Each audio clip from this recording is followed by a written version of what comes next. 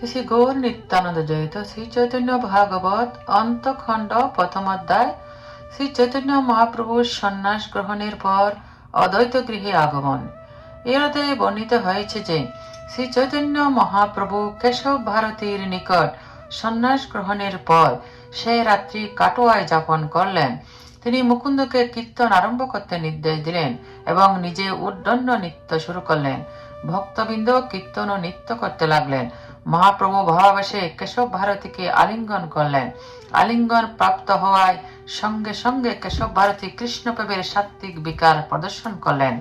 পরদিন প্রভাত হতে মহাপ্রভু গুরুদেবের নিকট বিদায় নিলেন, কিন্তু কেশব ভারতীও তার সঙ্গে কৃষ্ণ কথা ও কৃষ্ণ কীর্তন রসে অতিবাহিত করতে যেতে চাইলেন। মহাপ্রভু গুরুদেবকে সম্মুখে রেখে নিত্যানন্দ প্রভু, মুকুন্দ, গদাধর ও ব্রহ্মানন্দ সহ পশ্চিম দিকে বনের উদ্দেশ্যে যাত্রা শুরু করলেন। তিনি শ্রী চন্দ্রশেখর আচার্যকে নবদ্বীপে ফিরে গিয়ে ভক্তবৃন্দকে এই খবর দিতে বললেন। শ্রী চন্দ্রশেখর আচার্যের নিকট মহাপ্রভু সন্ন্যাস গ্রহণ ও বনে গমনের কথা শ্রবণ করে শিবাসাদি ভক্তবৃন্দ দেহত্যাগ করতে চাইলেন।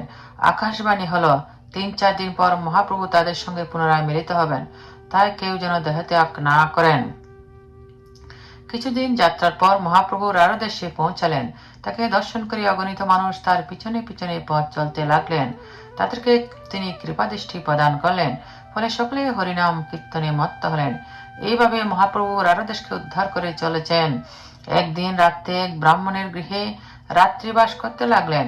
মধ্যরাত্রে মহাপ্রভু ভক্তদের ছেড়ে নির্জন মাঠে এর মাঝে গিয়ে ক্রন্দন করতে লাগলেন। প্রভাতে উঠে ভক্তগণ মহাপ্রভুকে ক্রন্দনরত অবস্থায় মাঠের মাঝে দেখতে পেলেন।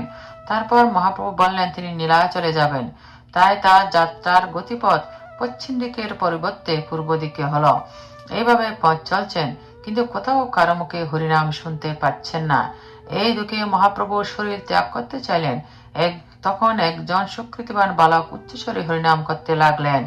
মহাপ্রভু কীর্তন শ্রবণ করে অত্যন্ত সন্তুষ্ট হলেন। কি কারণে কীর্তন করছেন জানতে পারলেন। কিছু দূরে গঙ্গা প্রবাহিত হচ্ছে। মহাপ্রভু পতিত পাবনী গঙ্গার মহিমা কীর্তন করলেন এবং গঙ্গা স্নান করার জন্য দ্রুত বেগে চললেন। ভক্তগণও পিছনে পিছনে ছুটলেন। সন্ধ্যার সময় গঙ্গায় পৌঁছালেন। মহাপ্রভু স্নানান্তে নিত্যানন্দ প্রভুকে আদেশ করলেন নবদ্বীপে গিয়ে ভক্তগণকে অদ্বৈত ভবনে শান্তিপুরে নিয়ে আসতে, এবং তারপর তিনি ফুলিয়ায় গিয়ে উঠলেন। নিত্যানন্দ প্রভু নবদ্বীপে গিয়ে দেখলেন 12 দিন যাবৎ শশীমাতা উপবাসে রয়েছেন। তিনি তাকে অনেক প্রবোধ দিলেন এবং রন্ধন করতে অনুরোধ করলেন, যা ভোজন করে শান্তিপুরে যাওয়ার জন্য সমস্ত ভক্তগণকে প্রস্তুত হতে বললেন। এদিকে মহাপ্রভু ফুলিয়ায় এসেছেন এই সংবাদ পেয়ে কোটি কোটি জনতা গঙ্গা পার হয়ে ফুলিয়ায় এসে পৌঁছালেন। পাষণ্ডীগণ তাদের অপরাধ খণ্ডনের জন্য সপরিবারে ফুলিয়ার অভিমুখে চললেন। মহাপ্রভু সকলকে দর্শন দান করে কৃষ্ণ ভজন করার উপদেশ দিলেন। তারপর তিনি ভক্তবৃন্দকে সঙ্গে নিয়ে শান্তিপুরে অদ্বৈত আচার্য ঠাকুরের গৃহে আসলেন। অদ্বৈত আচার্য প্রভু ও তার শিশুপুত্র অচ্যুতানন্দ মহাপ্রভুর চরণতলে লুটিয়ে পড়লেন। অচ্যুতানন্দকে মহাপ্রভু কুলে তুলে নিলেন। অচ্যুতানন্দ অদ্ভুত সিদ্ধান্ত কথা বলতে লাগলেন। এদিকে নিত্যানন্দ প্রভু শিবাসাদি ভক্তগণকে নিয়ে নবদ্বীপ থেকে শান্তিপুরে এসে পৌঁছালেন। উদ্দণ্ড নিত্য কীর্তন আরম্ভ হলো। মহাপ্রভু সকলকে প্রেমালিঙ্গন প্রদান করলেন। তারপর বিষ্ণু সিংহাসনে বসে নিজের তত্ত্ব সমস্ত ভক্তদের সম্মুখে প্রকাশ করলেন। সমস্ত ভক্তদের দুঃখ মোচন করলেন।